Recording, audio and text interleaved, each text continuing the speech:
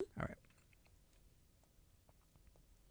Good morning. Right now it is 9:15 on a Thursday.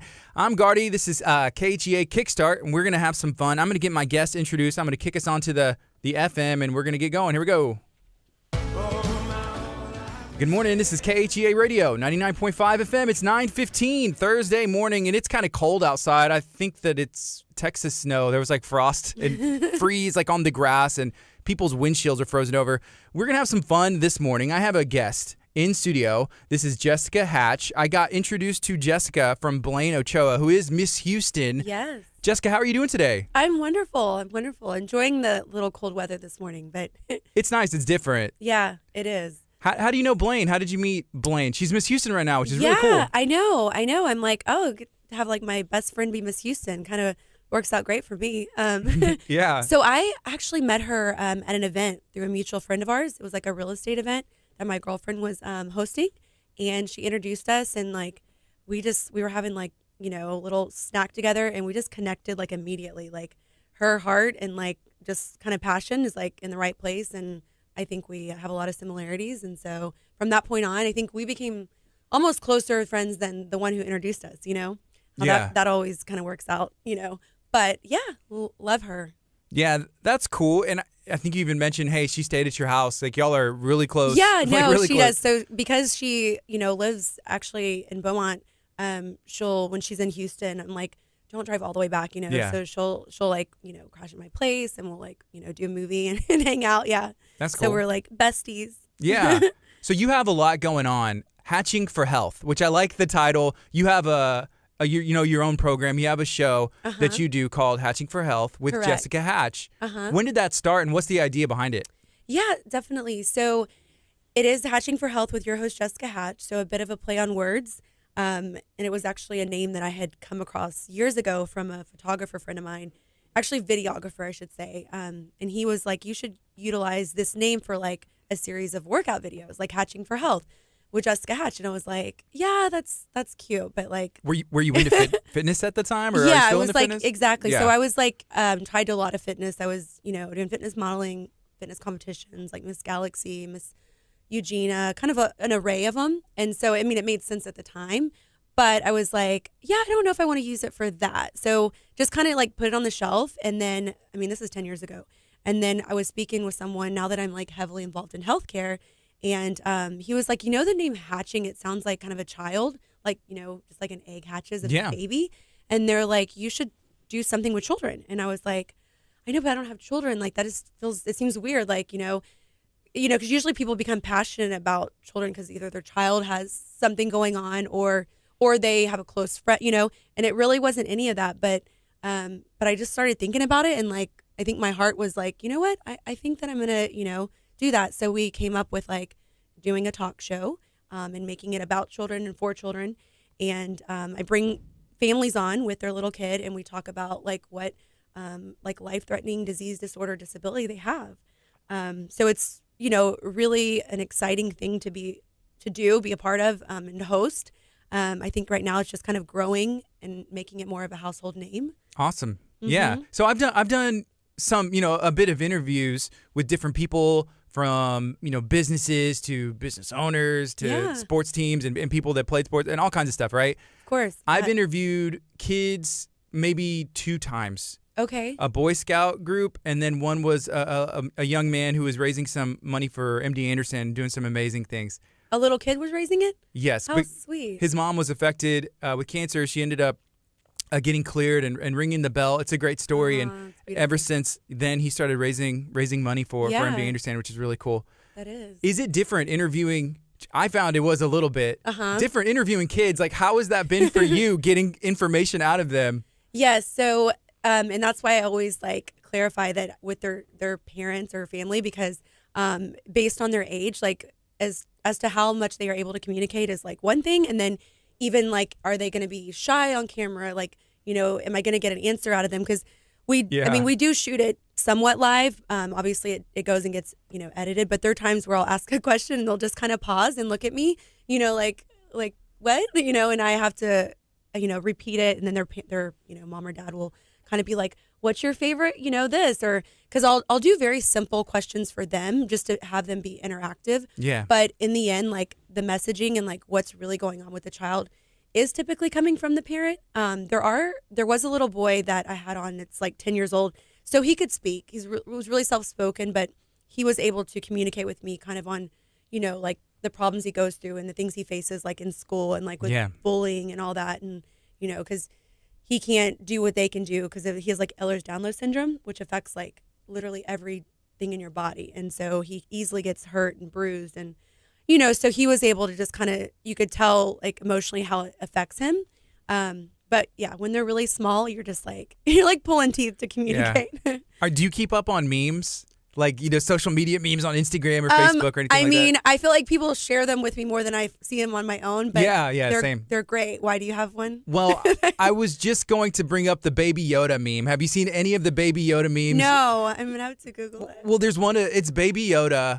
That's what they call him from a Disney Plus series that they just started called The Mandalorian. And he's like holding a cup of coffee in one and he's just so cute. It's the cutest thing ever. But he's like looking up. And I saw a meme where it was like me looking up at my mom at the doctor's office whenever the doctor asked me what's wrong. And so he's like looking. And that's what I think of, in a situation you're with your parent, someone asks you a question. It's like, how am I supposed to answer this? Exactly. Until you can get it out, and your parents are there. And so that's a great opportunity that you offer to the family. For sure.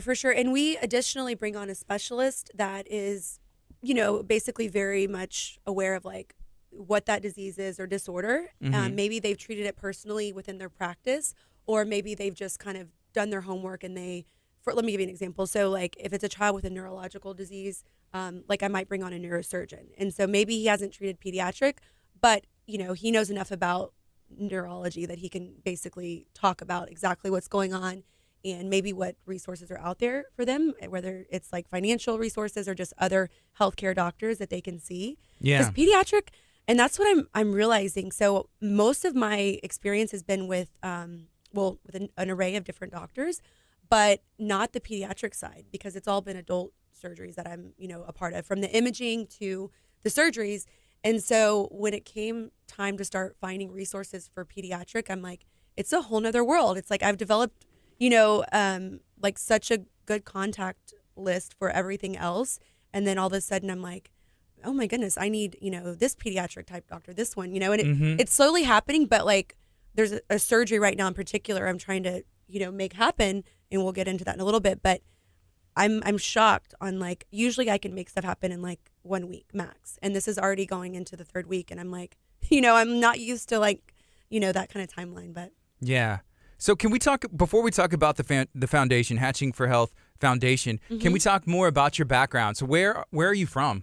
Yeah, I'm from Houston, Texas. Mm-hmm. I was actually like born at like Memorial City Hospital or something. Yeah, it's changed a number of times. All of the hospital names, it's like, okay, this week it's this one. Yeah, and then next it's purchased year, by them. something else. And then Yeah. But it was Memorial City. I was born there in Houston, Texas.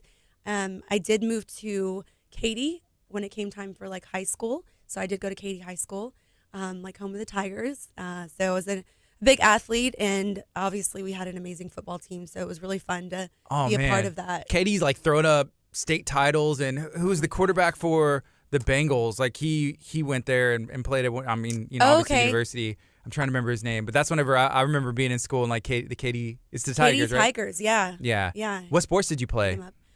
Goodness, I played everything. So volleyball, basketball, softball, and I ran track. So it was like all over the place. And every semester, which isn't really the term for high school, but right. I was playing a sport, like, and then doubling up. I think softball and track were the same season. So it was just kind of like making it work, Yeah. But I just love sports. Like I'm one of the most competitive people that you will ever meet. But in a good way, not like that, like annoying way, I feel like. But yeah, and I think that's part of like with my growth in business is from kind of my history of like being an athlete, and being consistently on teams and coachable and, following, I guess, new roles and yeah. So is that where I'm guessing the passion for fitness, staying in shape and doing everything you mentioned, that you had a friend that said, hey, Hatching for Health, you can use this for your fitness stuff and some other stuff you do, right? Yeah, exactly. I ended up after like playing sports and stuff in high school, then I did play in college as well. And when I graduated, from college, like sports are now done. Like I'm not really, because I was basically, you're kind of getting paid to play in a way by your, scholarship. But like after that, it was like, what do I do? And so I started doing like fitness shows. Like I did them Cool. while in college, but I really got like heavy in it, like right after, because that was really all I had, as far as competitiveness went, So I did like Miss Galaxy, I did like Miss Bikini, I did, oh my goodness, like so many, Miss Eugenia, and I dabbled in like the Hawaiian Tropic and kind of the circuit there too. But I really enjoyed the fitness competitions more than just the beauty, Yeah. Going into that in the beginning, did you know what it entailed, or did you kind of just enter on a whim, or somebody, help coach you along? Okay, so yeah, great question. Senior year of high school, actually, I was at 24 Hour Fitness in Katy on Mason Road, and I was working out, and this lady who was like super fit, like petite woman, and she approached me and she was like, have you ever thought about doing fitness competitions? And I was like, well, I play like a lot of sports, but no, I've never, done one. But Yeah, do sports count? That's kind of a fitness competition, right? Yeah. I was like, and she was like, well, there's this Miss Galaxy competition, and I think you do great. And so she kind of took me under her wing, and basically trained me, like fed me. I mean, it was kind of weird. Like she's like a second mom. Like she would have me stay at her house, and she would like prepare my food and like give me my protein bars and my shakes, because she was just like, made me her little like mini me. I was much bigger than her though, to like go out Yeah. and like win, because like a little protege. She's like, okay, if I can make her win, it's like, because of my efforts, shining through. So I competed in my first competition at 17, the Miss Galaxy in Plano, Texas. And I think I ended up runner up at that, which was, not a bad start. But. Yeah. And so I found out it's kind of, it's its own culture, like Oh my even, gosh, I totally. met Kelly Williams Mhm. and, Blaine, she's Miss Houston. Yeah. And, I asked them, and I'm like, cause I don't know much about it, and I haven't been to one. And I know that they're going to be having Miss KHEA next year, I think April or something like that, or May or so. And I know Kelly had reached out about some stuff, and I was like, yeah, that's cool. I'm down to learn more, or go there, or help promote it in any way possible. But it's really fun.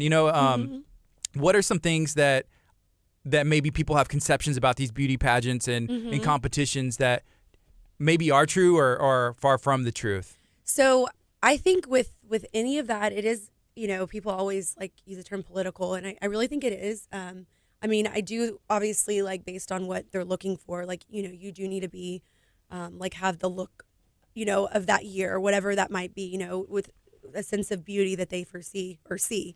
And then additionally, like as it relates to, kind of the elegance of you. I mean, all those things are important, and they're going to take that to win. But I think sometimes the judges and a combination of like the people involved, like they see the efforts put forth. Like with Blaine, for example, I mean, that was her third year to compete in Miss Houston to then finally win. So it's somewhat a one-off when someone just like shows up and competes and wins, because it's like they really haven't kind of put in the time, And I like that they see that. I mean, not that that's not an awesome thing, and it's like, oh my God, I'm amazing. I like first competition, I win. But I do think you see more of like the people that have been in the industry longer, like, kind of pursuing that dream. Paying dues, in a way. Like, and I think, and that's a typical, like a little bit of the political side, because let's just say like, maybe somebody, whatever, outshined, maybe not Blaine, but like another example of somebody, but yet it was their first one, and they might not get that win, even though if you just take all of the like time and effort out of the equation, maybe they were like the prettiest, the most elegant, the best answered question, but it's like, but this girl's kind of been at it a little bit longer, and she's, so I think that I see that more than anything, which it's fair, right? Yes. It's like, speaking of questions though, and speaking of political, I feel like sometimes those questions they can get political. It's like, oh, global warming, this and this, and it's just like, well, it's kind of you know what I mean? So they put you in a situation where it's like, what do I say? I know. So you kind of have to like read up on like, like politics and like healthcare and like new laws, like know a little bit about everything, because that question, like you legitimately do not know like what it is going to be. It's not like they tell you it's going to be one of these 5 questions. It's completely broad, and so you have to do your like homework, before you go on stage. And, you know, if you get to that question part, because obviously that's only usually top 10, top 5 that get there. You know, well, here's a comment I have to read. This is from Mark Kovich. What's up, Mark? Good morning to you. He said, Honey Boo Boo was a crazy show, which at first I was just like, what does that mean? But that was the little girl competing in beauty pageants. Yes, that's how it started. Yeah, you're right. Drinking the Mountain Dew. Oh my gosh. The crazy juice or whatever she called it. So I didn't even know that. So she actually competed in a pageant at like kind of her little hefty little size. Yeah. And then they were like, what are you doing? And like, okay, who are you? What's your family? Let's do a show. Yeah. It's like, this is good TV. This is what America wants. This is what America needs, which is a little bit alarming. Yeah. Right now, let's see, it's 9:30. This is KHEAradio.com, 99.5 FM. If you're watching on social media, if you're watching on Facebook, feel free to share this out. If you're listening on 99.5 FM or the KHEA radio app, thank you so much for taking the time to tune in. If you're on Facebook and you have some questions, feel free to ask. Let us know, what your thoughts are on pageants, on Hatching for Health, if you have caught any of the talk show before. So Hatching for Health is a talk show. Mm-hmm. You're the host. Yes. But there's also a foundation. Can we learn, when did you realize, hey, did they start at the same time and you just needed to separate them, or did the show start and then you're like, hey, let's start doing some really great things? So the Hatching for Health show was started first, and I had that for about a year and a half. And then as I'm, basically shooting and, releasing the footage out there kind of through various social media platforms, just kind of funding it on my own through my medical businesses, I was like, that's great, but I can only do so much. And so I was like, I've got to maybe just do a foundation, and let's just kind of spin it off of the same name, create that synergy. And so I opened the 501c foundation. It actually took some time because the process with the IRS is not easy, like with what you have to write up to get, basically the approval. It's a long time. Like you're just like, I open companies all the time, Secretary of State, $300, like, I can go and open LLC, that's simple. But like when you actually want a 501c, like, I had my attorney get involved and like him kind of help me prepare those documents based on what the show was. And they want the full explanation, like how are you going to utilize the funds and, what are your goals? And so you get approved and you get kind of like a stamp of approval from the IRS. And that actually only took place about 3 months ago. How long was the process? Because I would say probably years. So I'm really aggressive with things. So I'm like pushing. But I think like maybe six months that we were able to get the whole thing, put through. And that's when the foundation became like official. And so that when people do donate, it's, 100% tax deductible for them. And they're not just, putting money out there that they can't actually write off. So, yeah. So the foundation is basically put in place to help not only the children that come on the show that have healthcare needs that they maybe financially can't afford or their insurance doesn't cover, but also if I get calls regarding children that need certain healthcare costs covered or even life-saving surgeries, we are going to do whatever we can to raise those funds to support them.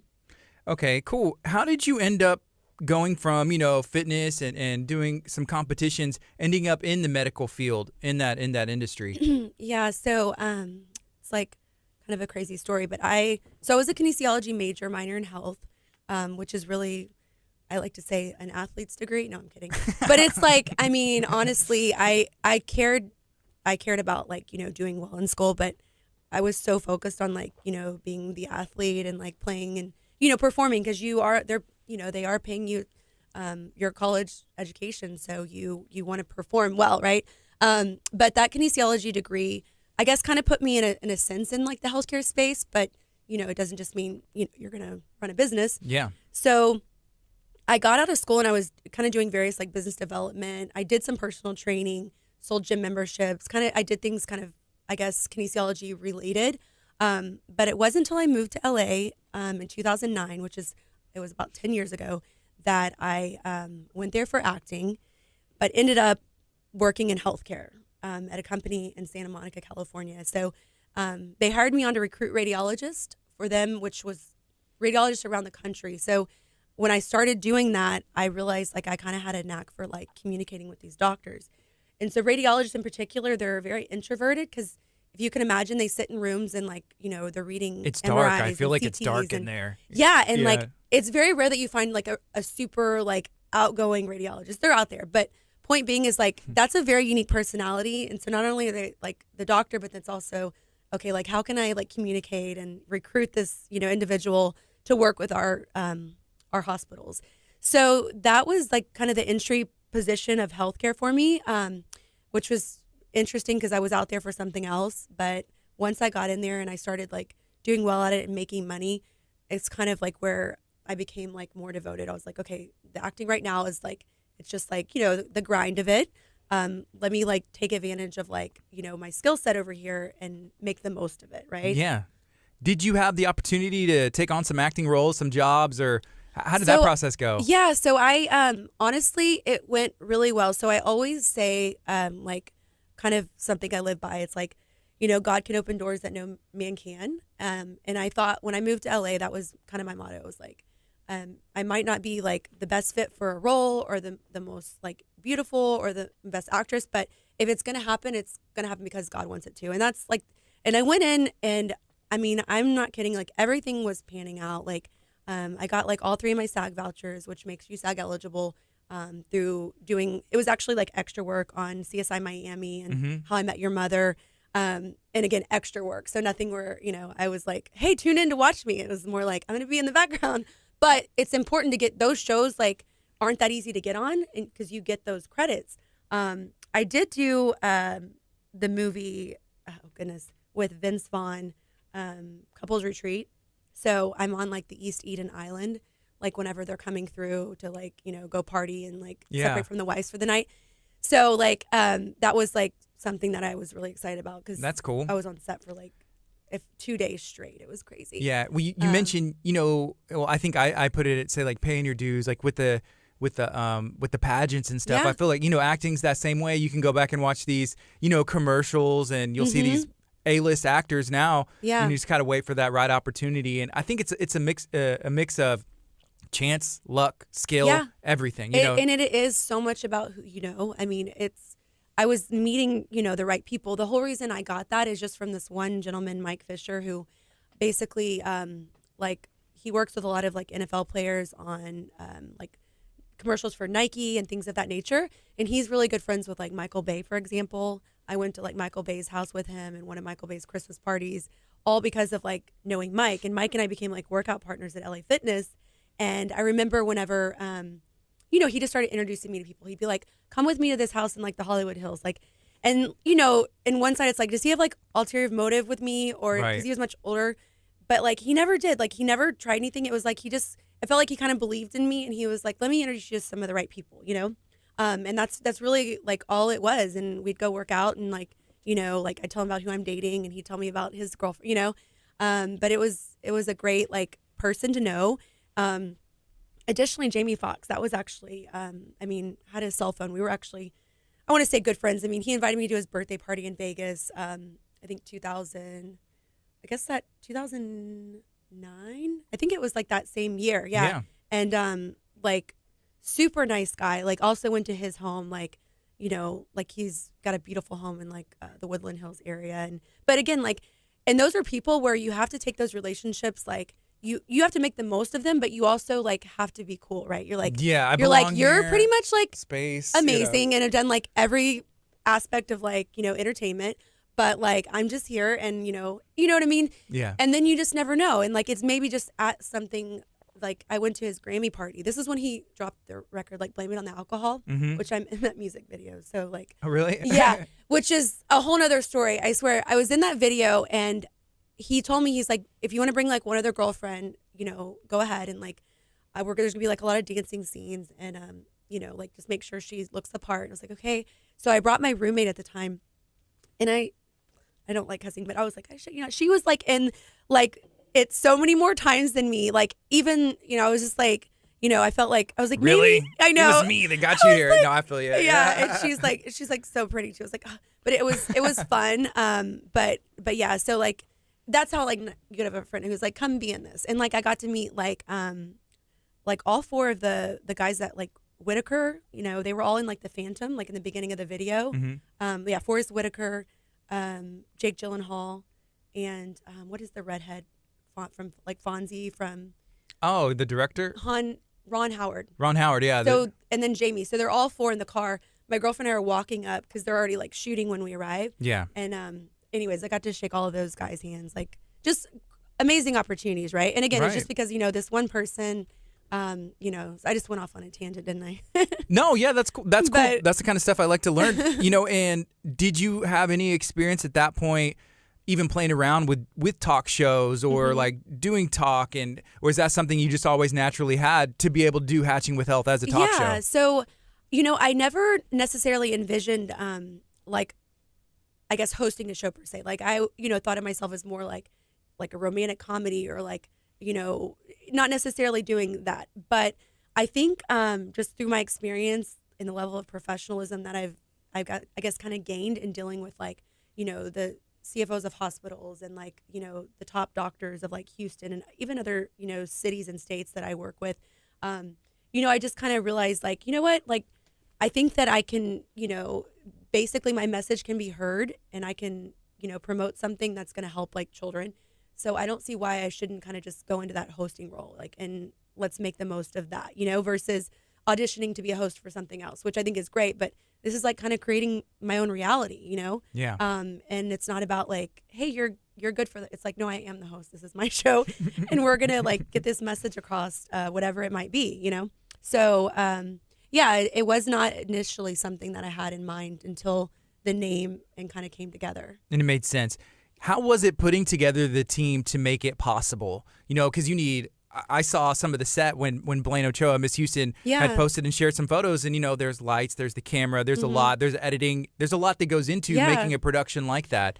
Did you just happen to make relationships along the way? Yeah, so Neil Joe Productions, it's like Jou is the last name. So he actually helped me a lot of the videos and stuff that I've created for Hatching for Health and my medical business. He's been a big part of. He does really good work. So when I told him about this idea, like it's not something he's done before, but he was like, I'm willing to like make it happen for you and I'll do the best that I can do. And I was like, that's all that I ask, but like I trust you and I'd like for, you to work on this with me. So we have done like he's filmed mostly all of them. I had like one time where he wasn't available and I had to bring in a different crew. But you're absolutely right. I mean, I'm essentially kind of producing and directing it like all at the same time while hosting it.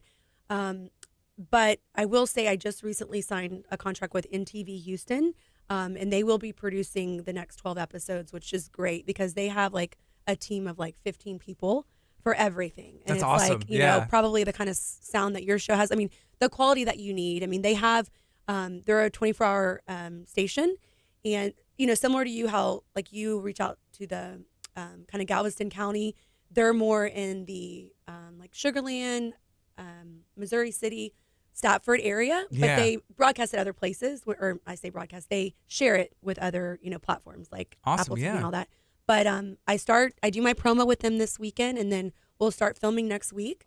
And so I'll do 12 episodes. I'll have, again, different families coming on. So it'll be great. So like, again, put in the time, and then now it's like, okay, now I have somebody that wants to kind of produce the show, and it might not be national station, but it's like a start, Oh, yeah. So are they going to keep that same format, Hatching for Health, same idea, same format? Whenever somebody else comes in and maybe they want to start changing things, is that something you're open to? Or it's like, as long as the vision's the same, it's okay? Yeah. So they were like, okay, do you want to keep the name? And I was like, I think so. I was like, I don't really know how else. Right.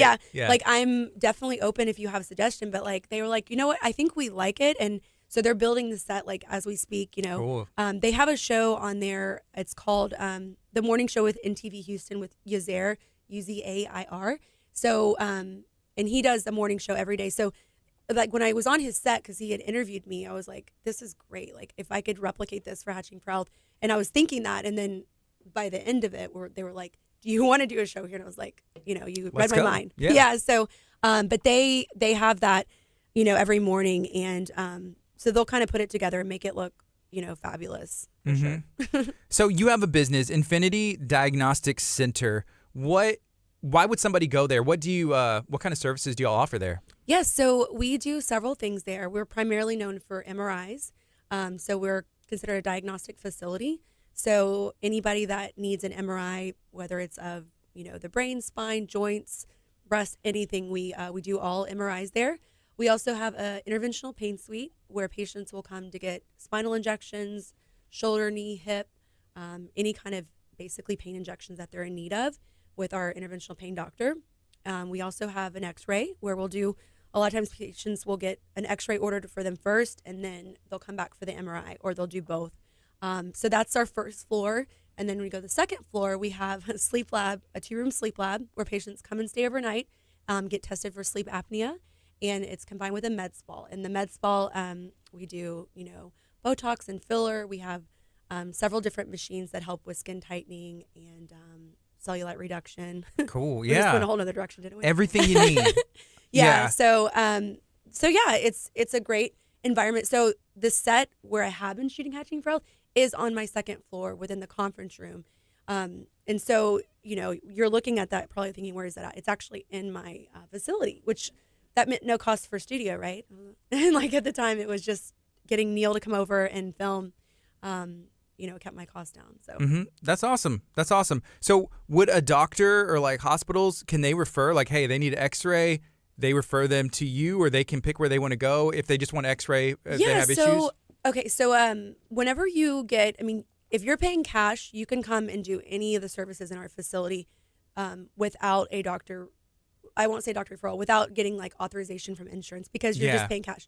But typically, yes, everyone comes with an order from a doctor. If they are in need of something like an injection or MRI and they haven't seen a doctor, then we can set them up for an in-house consult. So we can actually get that ordered in-house, and then they just go out that room and they get, the MRI done or the x-ray, pain injection, all of those things. But yeah, we predominantly get referrals from doctors. Hospitals, they usually have their own, resources for all of these things. But it's doctors from like all over the Houston area that we work with. All right.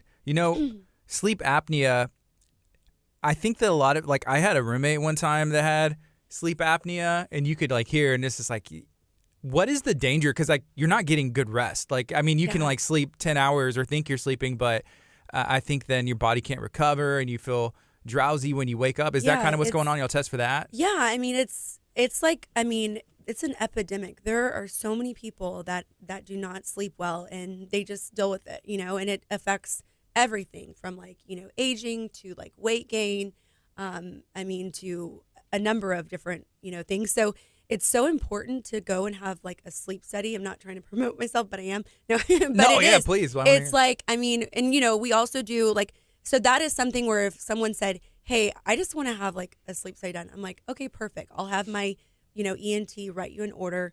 You can come in like whatever night of the week, because we do them 7 nights a week. And like if they just want to pay cash, it's like $850. Now, if they have insurance, then usually it covers it 100%. But there's usually the first night, which we'll test them to see if they're considered, a sleep apnea patient.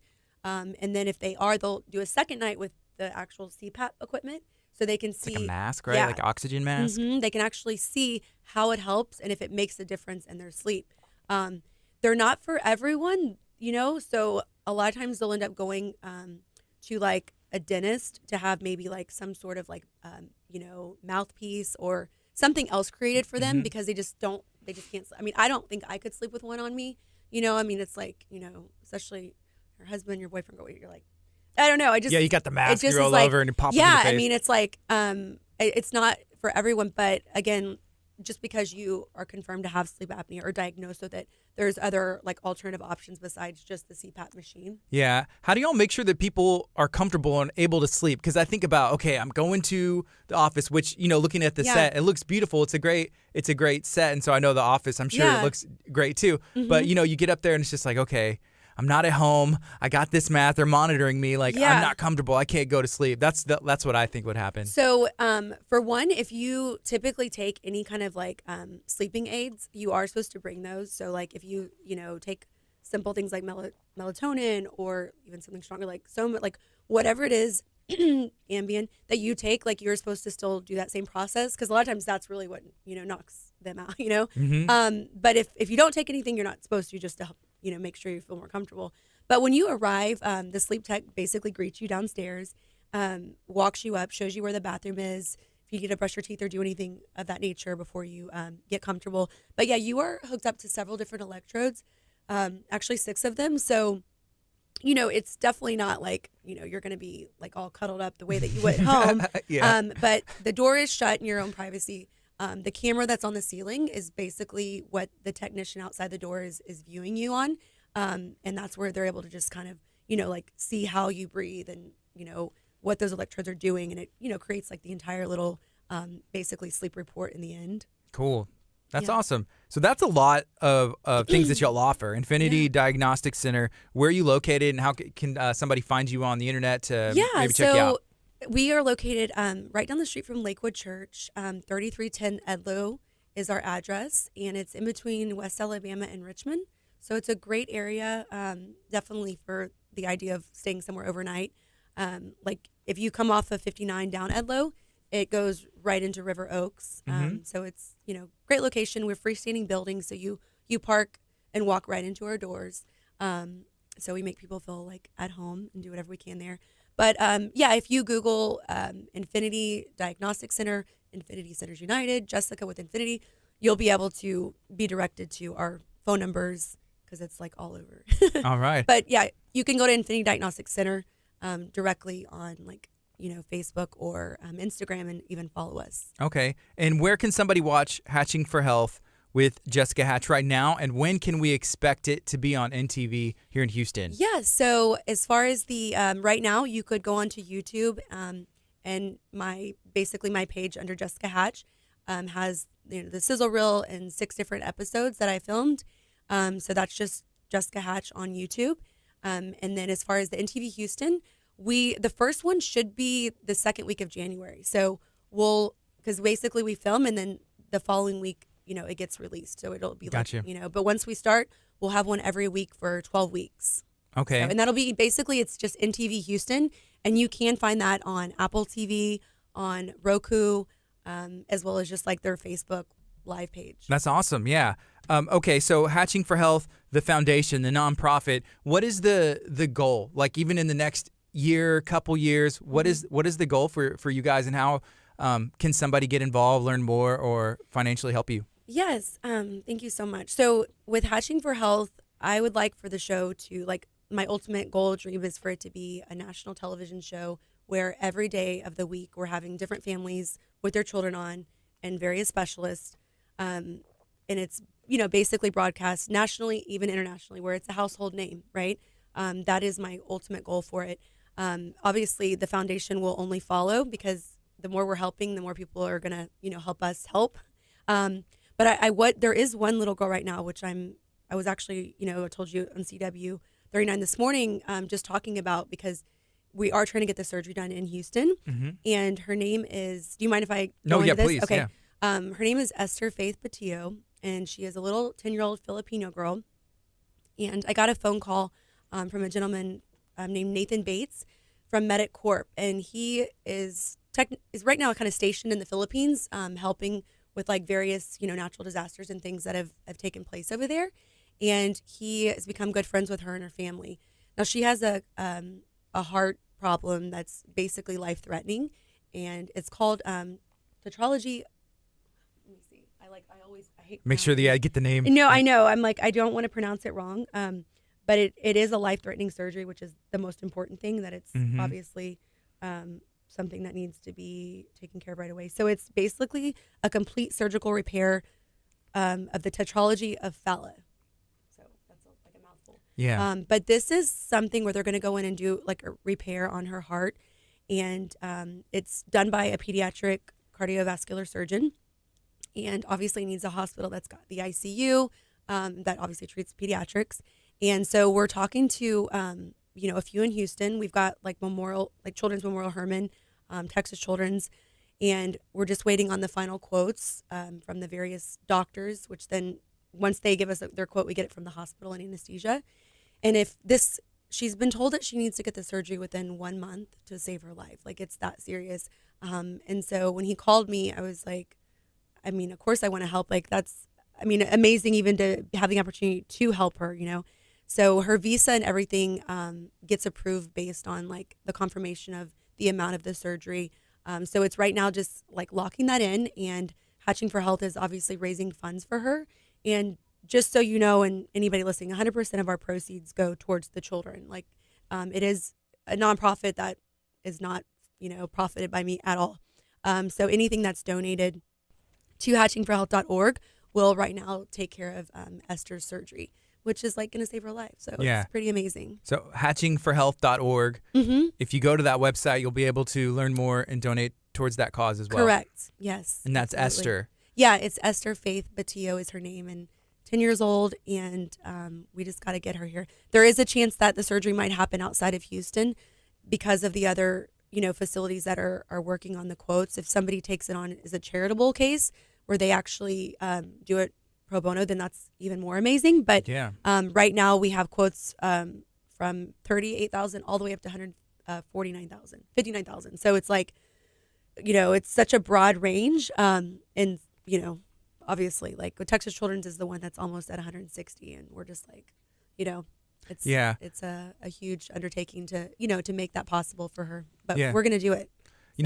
Billing and fees and stuff whenever it comes to like health, sometimes it's confusing. Yeah. To be honest, and it's like the insurance and they bill them, then they bill you, and it's just there's multiple things. Like my wife is pregnant right now, and we had a baby. My daughter's 2. But I just remember it's like, I thought we paid this. And it's like, well, no, you paid the hospital. Now you get, the doctor and then everything else. So many other bills, right? But And you bring up a good point, because a lot of people do get confused on like even simple stuff like diagnostics and like what's covered, what's not. Like, so I do encourage like, you or anybody else listening, like please like call and ask to speak with me, because I can help walk you through like exactly what your benefits mean and what's going to be paid for, what's not, how much deductible you have left. Sometimes people even opt to pay for things for like a cash price just because it gets so discounted for individuals, and deductibles are sometimes so high that you're like, okay, I have to pay $1,000 deductible in order to get an MRI that I can pay $450 cash for. How does that work? So our cash price is $450. I'm like, just pay the $450 and like, you can get it done. But it depends on what you're doing throughout the year, because if you are planning on having different, surgery or things, then it's not a bad thing to like work on meeting that deductible, because it's only going to benefit you. Yeah. But again, like it's something that I can help with in any way. So. All right. Is there anything else you'd like to share while you are here today? I think that's mainly it. I mean, my biggest thing, just what's heavy on my heart right now is helping Esther. Like I said, we're working to raise a minimum of 50 right now, just because we know that it's going to be somewhere in that range. And it's the hatchingforhealth.org where you can do that. If you have any specific questions about it, I will be releasing like a GoFundMe page for her that tells kind of her full story once we have the exact amount of the surgery. But we are planning on getting it done within the next 3 weeks. So wow. Yeah. Well, that's awesome. So you can go to hatchingforhealth.org to learn more information, or if you want to contribute to the cause, that's the option for you, hatchingforhealth.org. Thank you so much, Jessica, for hanging out today. Thank you for having me, and Merry Christmas soon. Yes, Merry Christmas. So let's see, right now it's 9:58. We're going to take a quick break. When we come back, I'm going to end this stream and start a new one. If you're watching on Facebook, if you're listening on 99.5 FM, thank you for taking the time to tune in. Call a friend, text a friend, tell them to tune in, and make sure you go like KHEA Radio's Facebook page, and you can share out a video of this time that we're having here today. This is 99.5 FM KHEA Radio. All right, Facebook, we're going to take a quick break, and we'll be right back.